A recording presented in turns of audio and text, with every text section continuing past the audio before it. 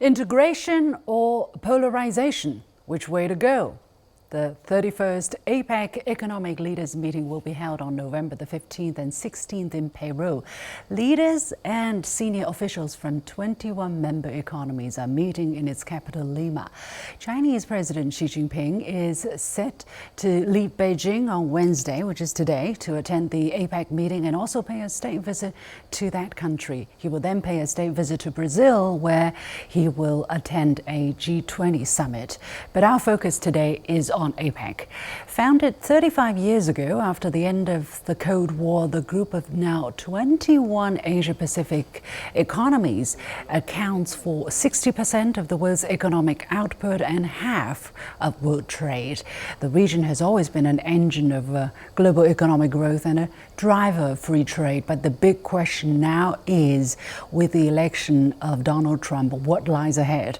What will be China's messages to this year's APEC meeting, and what are the other members, including host Peru, looking for?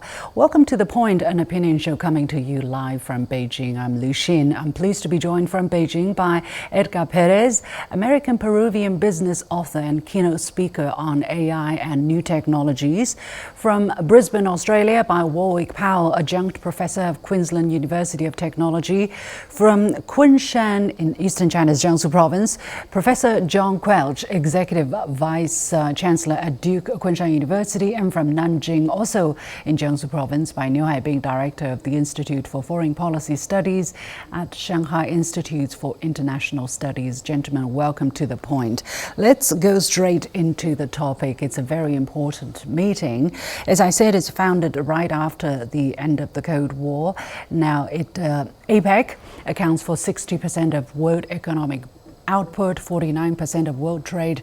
Currently, there are 21 economies. In case you're not very familiar with it, they include China's Hong Kong SAR, Chinese Taipei, Russia, US, Indonesia, Japan, ROK, Mexico, New Zealand, Australia, Papua New Guinea, so on and so forth. And however, there is a big gap in terms of income levels between these different countries. I do want to go to Professor Powell. From the Australian perspective, Australia is one of the founding members. How important is APEC, and how important is this year's APEC? Well, good to be with you again. APEC, of course, holds a very important place within the Australian foreign policy regime. Of course, as you mentioned, Australia was one of the founding nations for APEC, and I think Australia views APEC as an important part of the global network of multilateral institutions focused on promoting greater economic collaborations and greater economic flows between countries. Certainly, APEC has fulfilled that role to varying degrees of success since its founding, and Australia, as a trading nation in particular, will be looking for opportunities to enhance and consolidate an open global trading environment, and would look to APEC as one of the institutions by which that agenda can be advanced. Professor Quelch, from America's perspective, of course, the big question is what lies ahead? How important will this grouping be for the upcoming administration? Let's face the elephant in the room. Last year in San Francisco, President Biden met with President Xi. It was a very significant and fruitful meeting. This year, of course, newly elected President Trump will not be, I think, attending the meeting. We're in a transition in the United States. I think, nevertheless, APEC being a very important multilateral trade and investment institution, the U.S. will be properly represented by the appropriate government officials, civil servants, and in many of the breakout sessions on particular areas of trade and investment, say tourism, for instance, I'm sure there'll be significant conversations that will be very fruitful. But I don't expect to see any significant geopolitical change emerging from this session. I would say one thing, if I may. There are, I think, 6 new prime ministers and presidents who are attending for the first time APEC, and for them it's a very important opportunity to meet with counterparts. I think this is one of the multilateral trade and investment organizations that does bring together the North and the South. And so there is opportunity for North-South dialogue that doesn't necessarily occur at every one of these types of meetings. So behind the scenes and in a low-key way, I expect to see very productive, forward-thinking conversation and some agreements emerging, but nothing of the level of significance that we saw in San Francisco last year. Mr. Edgar Perez, let me go to you. Central and South American members are also part of the grouping, namely Mexico, Peru, which is your country, and Chile. How important is this upcoming meeting for Central and Latin American countries? Will it kindle greater interest in this grouping from countries in that part of the world? Absolutely. I think the economy, as you will see in this region, has a very important interrelation with other countries' economies in this group too. For example, in the case of Peru, my native country, our main trading partner is China, and the same applies for other Latin American countries involved in this area. So I think this APEC summit in Peru with the motto, empower, include, and grow, basically means that we have to embrace growth, embrace trade, but also from a sustainable point of view. And that's significant in Peru and also Latin American countries, where some of the economy is actually not formalized, despite the fact that we have many big businesses, big companies. There are also plenty of smaller organizations that are not really part of the formal economy, yet they are also interested in contributing to the rest of the bloc. So I think incorporating their feedback, it's going to be a very important goal for this session of the APEC summit. Professor Niu, Latin America is geographically very distant from China. It takes a long way to travel there. But President Xi is paying 2 state visits there and attending these 2 meetings in person. How much importance is China putting in that part of the world, and why is he putting so much importance there? I think in recent decades, Latin America as a whole has been a regional, as a very strategic and important economic partner for China, not only on the term of the trade relationship, but also in terms of the investment and technological cooperation. I think now the economic relationship is getting more balanced and innovative. So I think this state visit to Peru and Brazil is highly expected by the regional countries. In terms of, they are expecting more and more investment go to the strategic sectors of the region, not only on the infrastructure ones, but also on the industrial and innovative sectors. And also they are expecting China play a leading role in revives the multilateral platforms such as APEC and G20. Well, I have a sense that there is apprehension in the air, exactly for the reason I mentioned earlier, because of the election of the new U.S. president.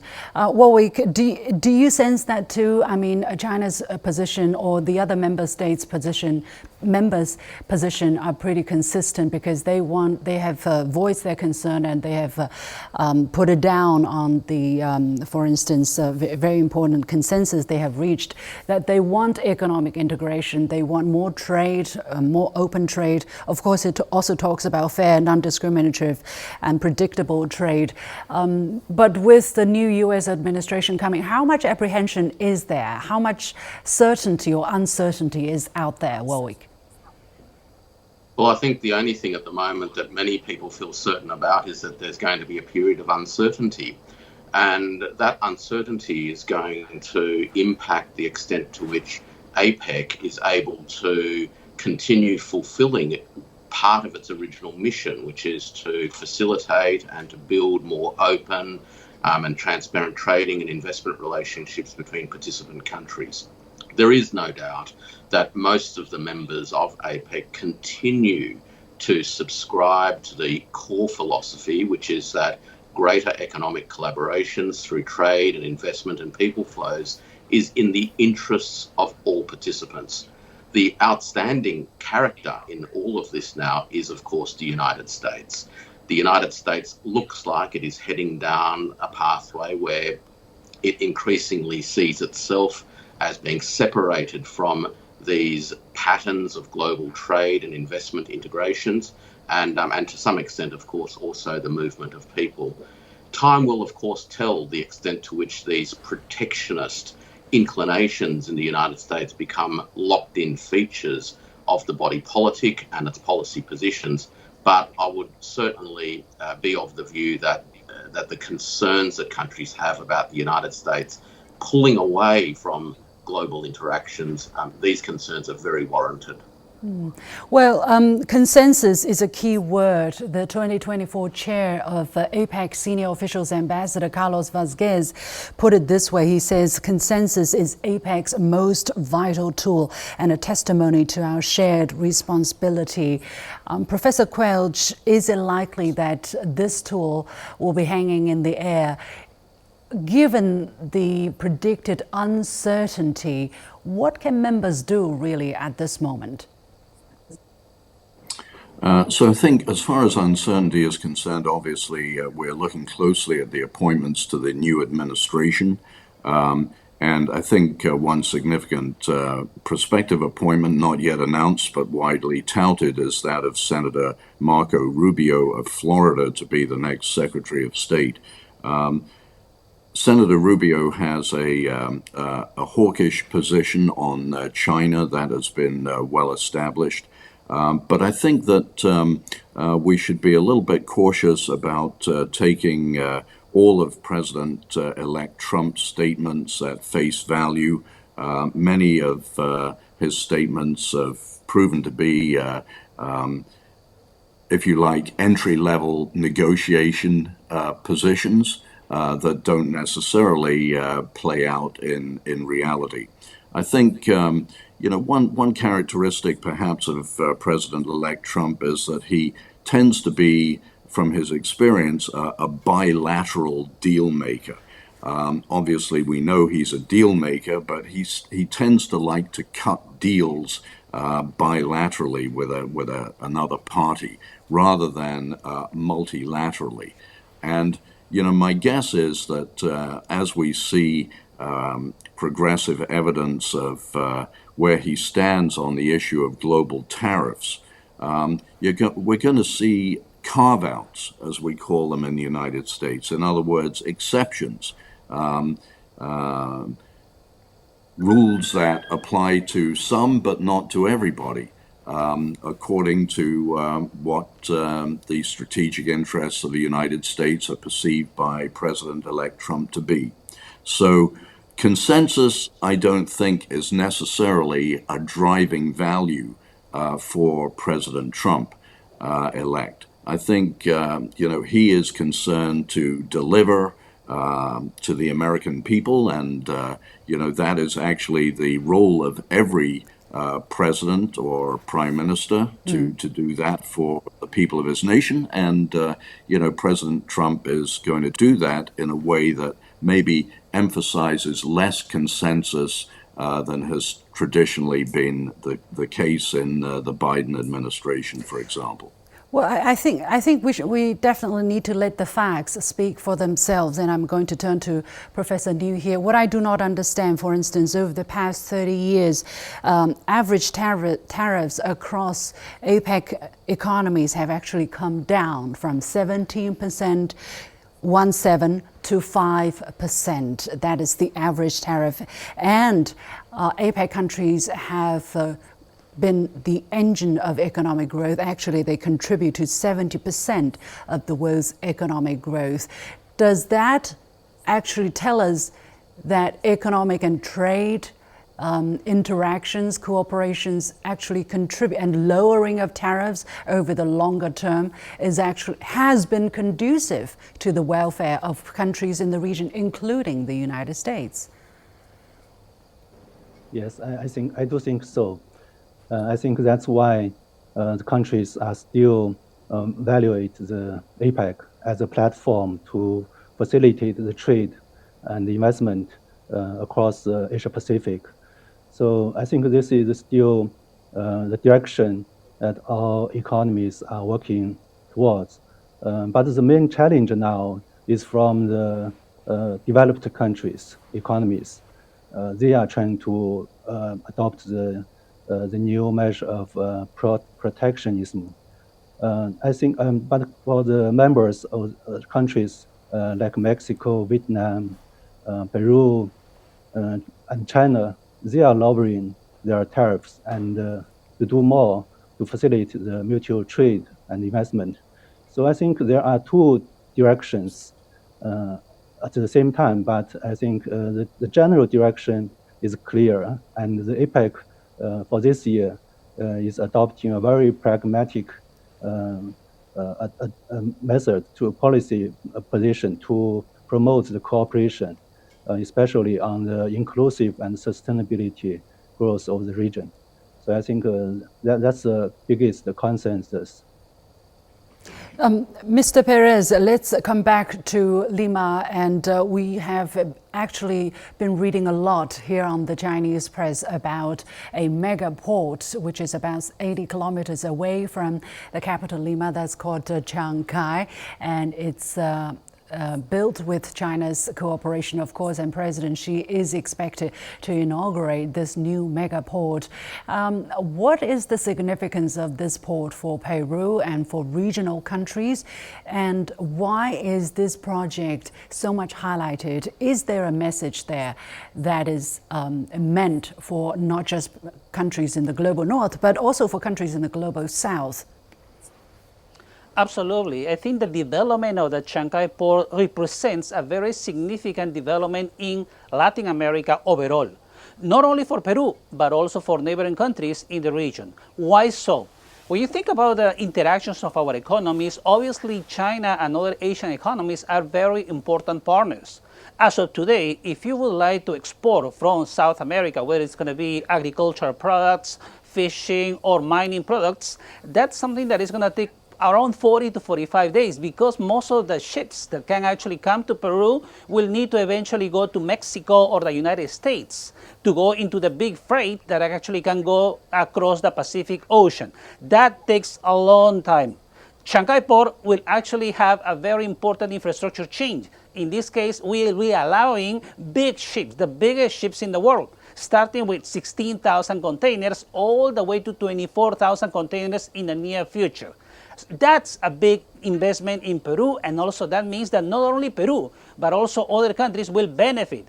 Countries will send their ships to Chancay, and then we will actually embrace the trip all the way across the ocean. That's a big development, and that means that economies like Peru will eventually improve. There is talk today that not only with the port, but also with the development of a free trade zone around the port, meaning that companies will be able to operate there with significant benefits, facilitating commerce between Latin America and Asia in the near future. Well, your president, Mr. Perez, let me stay with you. Your president was in China, President Boluarte. She actually highly praised the kind of opportunities that China and Peru are set to take advantage of. And she welcomed more Chinese investment and more trade with China. Actually, they are looking forward to upgrade their trade relationship.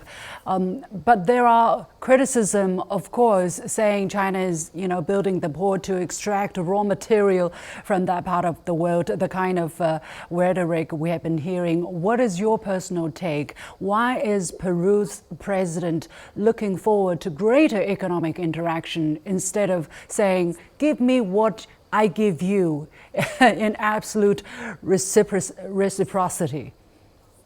Well, if you think about Peru and China, obviously there has been a relationship that dates many, many years, and the current president has been interested not only in strengthening the current agreement that exists between Peru and China, but actually updating it.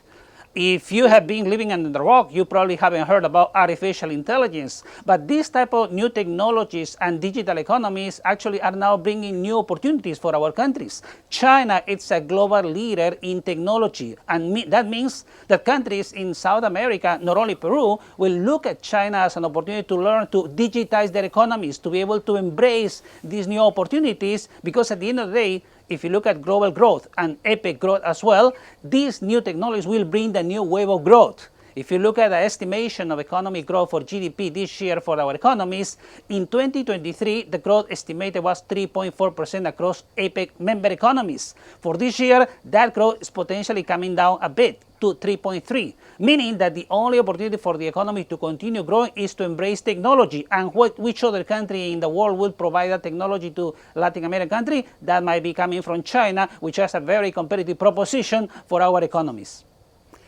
Warwick, the Chinese president's message will be very much, watched, anticipated for this at this particular juncture, especially. President Xi is expected to lay out some of the key measures China is going to take over the next 5 years in terms of reform.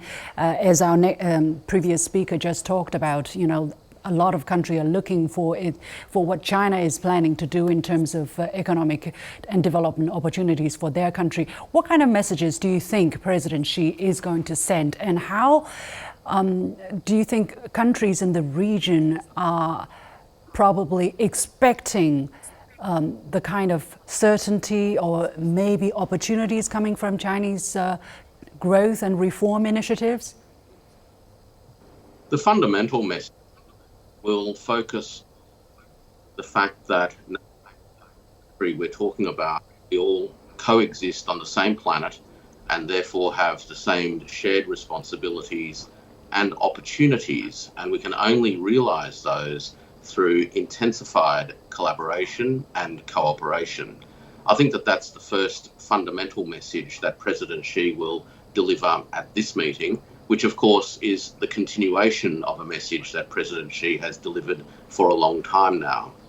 This has been China's mantra, that the world needs to work at ways of building more bridges that connect people and connect enterprises and places so that they can benefit from each other and through the interactions with each other. China will continue doing that over the next 5 years. The Chinese market will continue its ongoing restructure, and it will provide greater opportunities and openness to exporting countries to access new markets, new customers, and of course also access new technologies. And through that process of interaction, not only create economic growth, but also transform the nature of places by lifting the quality of the people, by creating new green and clean development opportunities, and in the end, raising living standards overall, resulting in a fairer world. And I think they're going to be the key messages that President Xi will seek to impress upon not only the participants, but anyone else watching. Professor Quelch, do you think Latin American countries or Central and South American countries will face some kind of a dilemma as for a while countries such as Australia found itself in between a rock and a hard place. After all, people call that region the backyard of the United States, and the fact that China is solidifying its partnership with these countries, of course on legitimate legal terms. Do you think there may be this kind of consideration? How do you see countries in that region finding a balance between finding development opportunities vis-a-vis China and, still keeping a reasonably good relationship with North America? You express it entirely correctly. The United States has often taken its Latin American neighbors for granted, and they should therefore be attempting to balance the level of interests and commitments and investment flows that they have with an important world leader like China, along with the US. It's also true historically that Latin America has not been very well known for IP and for cutting edge technology or innovation. And they therefore do need support from developed nations and or from China to provide the level of technology infrastructure as well as knowledge-based innovation that's necessary to bring digital innovation to their societies, and therefore to sort of leapfrog the analog era, if you like, to embrace digitalization. Brazil has done a fantastic job in its digital banking system, for example, and that should be an example for the rest of Latin America. So I think it's fantastic that China has taken an interest in Latin America. That is in the best interests of all Latin American people. And the United States should be put under a little bit more pressure in terms of not taking its Latin American neighbors for granted. So I applaud President Xi for making the journey to Lima. I think one of the exemplary things about President Xi, if I may say so, is that he is always welcoming foreign heads of state to Beijing. He is always on the road to attend these conferences that other global South countries in particular are attending. And that's what the leadership of China should do. Thank you for that very generous compliment. Finally, let me go to Mr. Niu.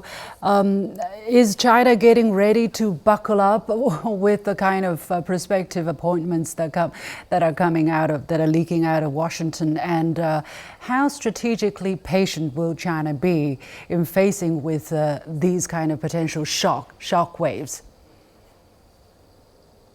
Yes, I think China usually had a dialogue with the United States on Latin America affairs. I think maybe in the near future, this kind of trilateral dialogue shall be continued. And also, I think there is a great space for win-win results if the Latin American countries can have better dialogue and collaboration with both the United States and China. Since they have strong, high expectations from these two world major economies, like Mexico's trade volume with the U.S. has surpassed China, but all the countries in Latin America are hoping to have a working, at least, relationship with both super economic powers. So I think both the United States and China can help the Latin American countries to help them to achieve the economic transition by achieving the digitalization and to promote the formalization of their economy, creating more better and qualified jobs for the people. Thank you so much. We're going to leave it there. Many thanks to Edgar Perez, American Peruvian business author and keynote speaker on AI and new technologies. Warwick Powell, adjunct professor at Queensland University of Technology. Professor John Quelch, executive vice chancellor at Duke Kunshan University. And Niu Haibing, director of the Institute for Foreign Policy Studies at Shanghai Institutes for International Studies. With that, we come to the end of this special edition of The Point with me, Li Xin, coming to you live from Beijing. As always, you can follow me on Facebook and X using the handle Li Xin in Beijing. On behalf of the whole team, thanks for watching. You've got The Point.